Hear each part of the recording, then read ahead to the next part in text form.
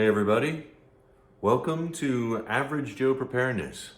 My name's Rick, and as always, I'm an average Joe.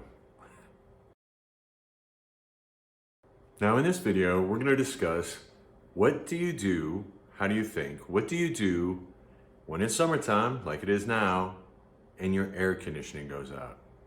Yeah. But before we get into that, a couple of updates. One, my leg, I don't know if I mentioned 4th of July, it's in one of the other videos. Yeah, I was mistaken. So the damage to my leg wasn't from an impact, it was actually a flash burn. And yeah, it looks good for a burn, but yeah, it's gonna leave a sweet scar. So I'm gonna have a great story to tell later on, and we'll just add it to the 2020 phenomena that's going on this year. Yes? Next update today. Hey, it's my birthday. That's right. In one of the other videos I mentioned that I'm old and that's why I got a lot of experience and I'm wise. Well, I have more because today's my birthday. And finally, what was it we were going to talk about? Yes. So I looked in the news, checked out the feeds, and yes, the world is still going crazy. So, yeah, be prepared. So what do you do when the air conditioning goes out? Now, I'm specifically talking about central air. We have central air in the house. And I'm not talking about what I refer to as the large HVAC assembly that's usually in your garage or in a basement or off to the side that blows the air and usually heats it during the winter, but even during the summer, it has the fan that blows the air through your house, the inlet valves and the outlet valves. That's not what I'm talking about. I'm talking about the assembly that's outside, the evaporator cooler. So you wake up or during the day, it starts to get warm and you go outside and you find that your evaporative cooler is not running. Either the fan's not spinning, the one that blows, but you can still maybe hear the compressor, or in the case of mine, no compressor, no fan, no nothing. Some of you might say, well, that's easy. I'm just going to call the local, I'll get on the internet, I'll find a local air conditioning repair person, and I'll just give them a call, and they're going to take care of it for me. Okay, not a problem. Let's toss a little bit more in there. It's a Sunday. Everything's closed. There are a few that do have 24-hour, 7-day-a-week service. However, you understand you're going to pay for that. And again, in the videos, what we're talking about is a preparedness mindset. How do you think? We've talked about money and how the value is an exchange of service or exchange of your time or skills. So yeah, everybody's got their own answer. I'm just going to give you what mine was. How does that sound? Now, I was always taught if something turns off, it's not working, especially something electrical, what you do is you start at the very beginning and work your way forward. So first thing, go to the circuit breaker, it's in my basement, and find out that the circuit breaker has been thrown. It's been kicked off. Okay, that may have been a surge or something small. So flick the circuit breaker on, and in 2 seconds, circuit breaker kicks off. Houston, we have a problem. Okay, so now, what is the problem? Something is, I don't know how much electrical knowledge you guys have, but what it is if a circuit breaker kicks off, usually you have a short somewhere where it's going to be drawing a bunch of amperage, and the reason the circuit breaker kicks off is to keep a fire from happening. It's a safety issue. I'm sure a lot of us know that, but yeah, just double checking. So, something is shorted out. Something is shorted out in assembly that's outside, the outside unit. So it's drawing too much power. Now that could be caused by a couple of easy things, not very often, but you can check them. First one is the filter, basically the air filter. Because if it's clogged, it's going to cause a lot of strain on the system, which could draw more amperage, which could throw it. However, I change my filters out regularly. I bet that doesn't surprise those of you that have watched my videos for any given time. So yes, I'm very fastidious about that. Usually once a month, I get the really good filters. I get them at a really good price. I buy them in mass, so that way I have them. Again, things we've talked about before. I I try to get inexpensive ones. I try to get ones with a shortened supply chain, and I keep multiples on hand so that way I don't run out, because things happen. So I double checked it. It was kind of time to change it out anyways. I usually do it once a month. I changed it out, what the heck. And yeah, that wasn't the problem. The next issue that could cause it, not very often, is that the coil assembly is dirty. That's basically the outside of the air conditioning unit. If you look, there's these little bitty veins in there, and that's used for the transfer of heat. The fan sucks air in, hot air blows up. That's why it's usually hot when you stick your hand above it. And but anyways, in the sucking in, it can suck in dirt and cottonwoods and grass, and people put stuff around it, block the airflow. So I hadn't done it for a bit, although I usually try to clean it off, and you usually have to do it from the inside out. That's the best way.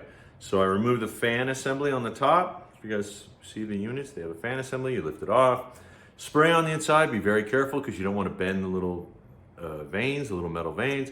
Spray it from the inside out, and then the outside you spray it down, whatever came out. There wasn't a lot of stuff there, probably wasn't the issue, and it turns out that it wasn't. However, I got my assembly cleaned. Okay, now's a good time to put in that disclaimer. I'm not an HVAC specialist, I'm not an electrician, I'm just me. So, if you're gonna do anything, you do it at your own risk. Check out the videos, call people, call professionals if you don't feel comfortable. All I'm doing is letting you know what I did. Yes? Okay. That being said, I've worked on central airs before, because as the videos are building up, is I try to do things on my own. I try to fix things if I can, because I value my money and I value skills. Learning something is a skill.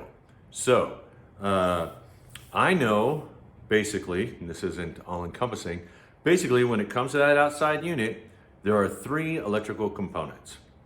And since I have a short, I'm guessing because the other 2 things didn't fix it, the filter and cleaning it off, I'm going under the premise that 1 or more of those electrical components are bad. So the 3 components, main ones, and again, this is kind of standard, but it's not all encompassing. There could be some differences. Usually there's 3. There is a capacitor, there's the main switch, and then there's the fan itself. Now, really, I'm gonna make this simple. Please don't critique me too hard down in the comments section if that's what you wanna do. But the compressor and the fan take a lot of juice to start. I'm sure most of you know this, that anything takes more energy to start it than it does to maintain it.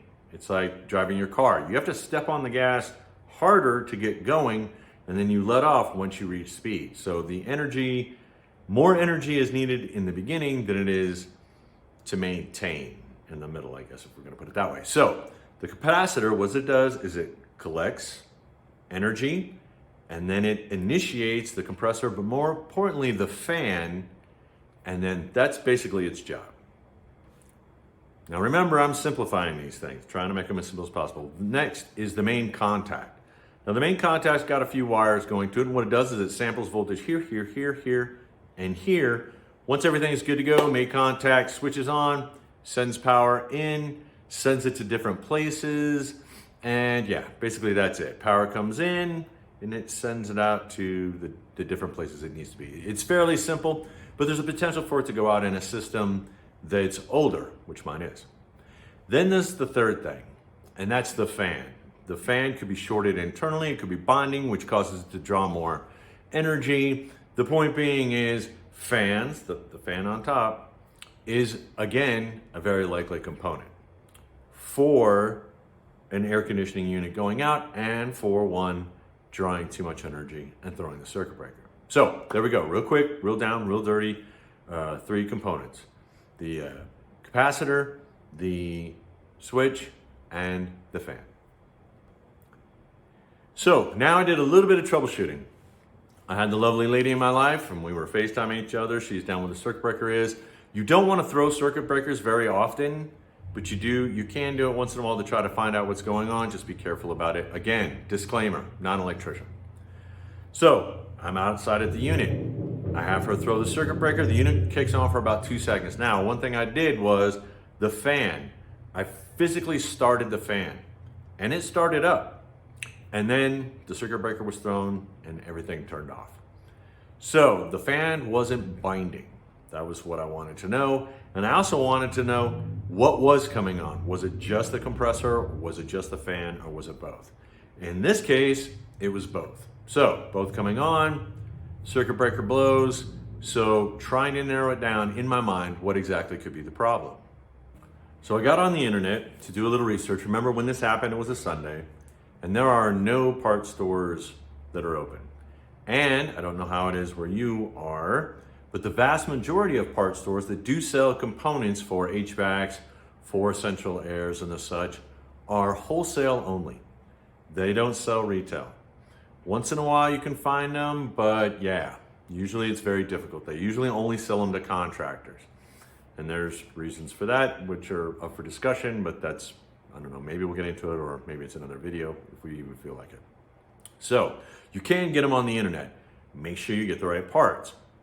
What I did was I got on Amazon, not trying to plug them or anything, but it's just what it was.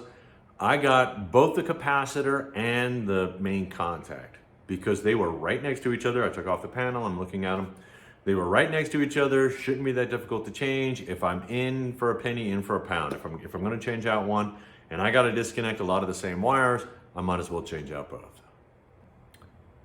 Now the problem is no matter where I tried to order them from, these parts weren't coming in for a couple of days, few days.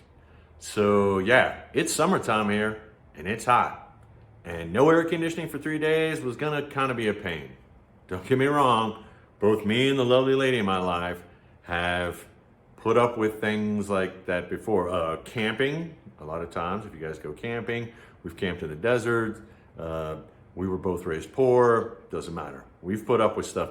However, that doesn't mean I like to. But if it's gonna save me some money, you never can tell. What we did was we went ahead and got a hold of, from one of the local home improvement stores, a small portable cooler. It is a swamp cooler, a small swamp cooler. We're in a drier part of the United States, so a swamp cooler actually works here. If you're in a humid place, that's not gonna work for you. We also moved our sleeping arrangements to the lowest part of the house, except the basement. I'm not gonna go down to sleep in the basement. Come on now, let's not go crazy. So if you can, in a situation, you understand hot air rises, cold air settles down. That's where the cold air is gonna be. In the winter, there's parts of our houses that are freezing because there's different levels, and they call it a cold sink. You know, it's an area where the cold is. Also, I already have a fan that you put in the window, and that's in one of the highest parts of the house, blowing out to suck out the hot air as it rises up. So we rearranged our we moved our sleeping arrangements for the one night, and we survived. It was difficult, but yeah, we got through it. Now, Monday morning, I called around and I called a couple of the parts stores, even though on the internet it says that they will only sell for wholesale, not retail. But my point was to ask them if they knew any place that sold retail, because sometimes they do. The first one I called didn't. The second one I called, once he found out what the problem was, he decided, hey, I'll go ahead and sell you some parts. I can't plug them on this video because I don't know if they're breaking the rules or not. Can't tell. Not the point. Point was, the guy was really nice. I told him what I needed. He said yes. I told him I'd be there in 10 minutes. I walked in. He helped me out. I got the capacitor and I got the main contact. I was very happy. I can tell you that much. I actually tried to call back, but I couldn't get the guy. But I did go on Google, left him a really nice review. Okay, gonna make this quick. The story's getting too long. Came back. Well, first, I asked the gentleman, I said, if this don't fix it, it's probably the fan. You're gonna sell me a fan if I come back? He said, yeah, I'll take care of you. I said, okay, if this doesn't fix it, I'm gonna be back this afternoon. I'm gonna get a fan from you. Wasn't necessary. I brought the parts back. I changed them out. Air conditioning works. I should have tried to get this story down.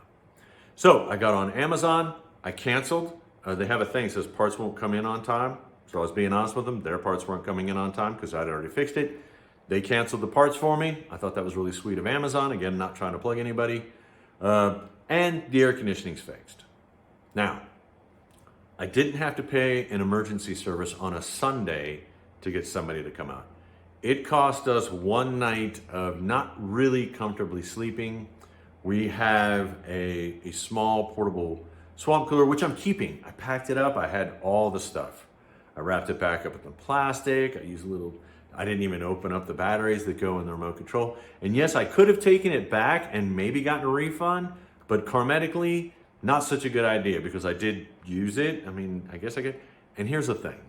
Once you have something, if you get rid of it, you're probably gonna need it again, especially something like that. So I figure I'm gonna keep it just in case something else happens. So cost-wise, we can argue whether it would have cost more to call them up on a Sunday, remember the 24/7 service, have them come out, troubleshoot it, see if they could get the parts. If they didn't have them, they would have had to wait until Monday anyways. Because remember, all the wholesale dealers around here were closed on Sunday. So I might have been calling them for nothing and they would have had to come back out on Monday to fix it once they got the parts. Well, I fixed it on Monday. You with me? And all I had to pay for were the parts and for the little mobile swamp cooler, which we're keeping. And it could have been a lot worse, which would have cost us even more. But it wasn't. The point being is, I think it cost less what I did than what it would have cost if I'd called the emergency services.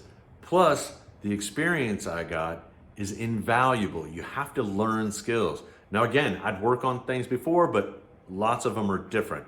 And now, at this house, I know how to work on this one. Does that make sense? Okay, now that the story is done and we have a happy ending, let's talk. In all my videos, basically, it's about mentality. It's not what we're actually talking about, like the ice machine or maybe the water filter on the ice machine, or the air conditioning. What it is it's about how you think, where you are, what you can do, what you need to learn to do. You need to become more independent, less dependent. The more dependent you are, the easier it is for your life to become askew if supply chains don't work, or stores close, or it's a Sunday and people can't. And there's a lot of things that can happen that you limit yourself in your life how to deal with them if you are dependent, the more dependent you are on others. Now, I'm not saying that everybody has to learn how to fix a central air conditioning. That's not it. I showed you the video just how to change a water filter on the refrigerator water supply. What I'm getting at is the mentality of everything. Look around your life as you're living your life and find out, where do I depend on others and how can I limit this by either stocking up on things in case the supply chain breaks, or if it's a Sunday and you can have those parts, learning a little bit about things so that the smaller items you can do for yourself. When it comes to an HVAC, the central air, I can't change a compressor. It's just not gonna happen. So if that ever goes out, I am gonna have to depend on somebody. But I didn't have to depend on somebody for this. So try to build up on your skills. Try to build up on what you can do. That is a preparedness mindset. That is setting yourself up for success, because again, it's the world outside right now is in, some people would argue easily, in a bad place. It is only going to get worse. Okay, I know this is at the end of the video or getting towards the end of the video, but I did bring along some things. Here's the parts I changed out. This is a capacitor. That's it. It's got 3 little things, but they have multis. There's more than 3 wires hooked up to it, just so you know. This is the box of the new one. It's a different size. It's in there. And this is the main contact, which, if I can get it out, looks a bit like this. You guys see that? So it connects. I'm dropping pieces. Connects right there, and there's a bunch of wires going in. They're marked and they're colored. And please make sure that you, if you get into this, which, I don't necessarily recommend or not recommend, That's up for each person. Or something like it, take it one step at a time, one thing at a time, learn what you're doing, learn what you're going through, and in the end, I guess you could always call a professional. Okay, so that's the story about what happened. That's the beginning, middle, and happy ending. Some food for thought hopefully was thrown in there that you guys are picking up that all my videos are gonna have. So if you get bored with that, that's what the videos are. I try to add a little humor to keep you here or whatever, you know, it's a cool story. But anyways, that's the point of my videos. The point of my videos is how you think, change the way you think, become more independent. Yes? So I'm probably gonna shoot another video here. We'll see what happens, maybe not. So if in the next video you see me dressed the same, I guess I could go change my shirt, but yeah, I don't think so. And it's gonna be a little bit more of a serious video because I don't think people are understanding when it comes to the finances where I'm personally coming from. So this may explain it a little bit more as to why I continue to harp and will continue to harp on your finances and how that either holds you down or again sets you up for success. Okay, as always, if you like the video, give it a thumbs up. If you have some critiques, put them down below. Please keep them positive. We've done videos on being positive. Share, share, comment. I don't, yeah, whatever. Still don't have the bell yet, darn it. We'll wait and see what happens. Oh, yeah, final. As of today, I think, when I looked, I have 10 subscribers. And that is like 7 more than I thought I was gonna get. So I was kind of happy about that. Anyways, until next time, please be happy, be positive, and be prepared.